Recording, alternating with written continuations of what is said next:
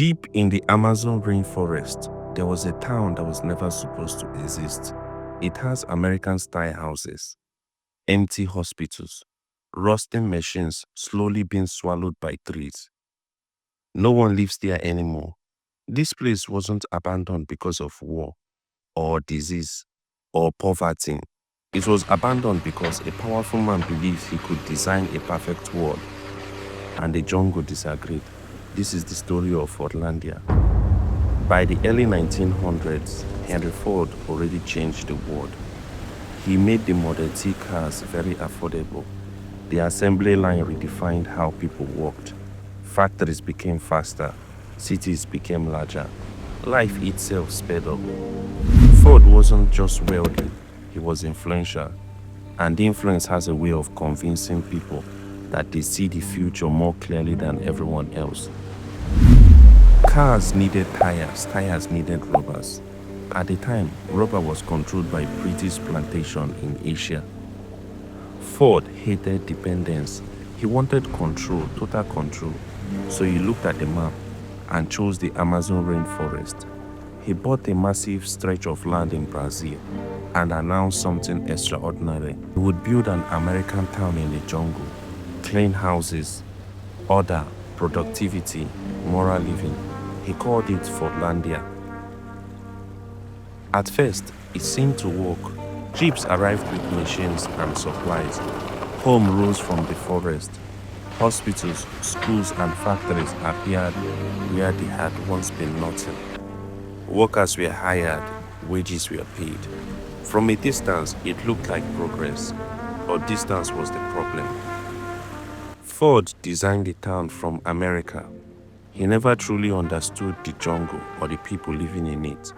Rubber trees were planted close together like neat American farms. But in the wild, rubber trees needed to grow far apart. Disease spread, insects followed, harvest failed. Then control tightened. Workers were told what to eat. Alcohol was banned. Local customs were dismissed.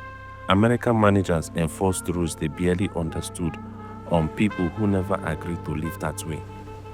In 1930, the anger exploded. Workers rioted. Property was destroyed. Managers fled into the forest. Brazilian troops had to step in to restore order. The perfect town had revealed what it truly was, a place built without listening. But then again, Ford didn't give up. More money was poured in. Another settlement was built deeper in the jungle. But the jungle pushed back. Malaria, heat exhaustion, malnutrition, disease. Workers grew sick. Some never recovered. Hundreds are believed to have died over time, quietly, gradually, without headlines, all in the name of a good plan. Then reality arrived. Synthetic rubbers was invented. Ford no longer needed the jungle. The entire reason for Fordlandia disappeared after nearly 20 years and millions lost. The project was abandoned and the land was handed back. The city was left behind. Today, Fordlandia still stands. Empty houses, rusting machines, nature reclaiming what ambition tried to dominate. This wasn't cruelty, it wasn't hatred, it was confidence without humility. A man with everything believed he could design a perfect world and ignored the people forced to live in it. So when we hear about bold visions, mega cities, and promises of progress, it's worth asking, who decides what better means and who pays the price when the vision refuses to listen? Because sometimes the most dangerous failures don't come from bad intentions, they come from good intentions, the ones that won't let go.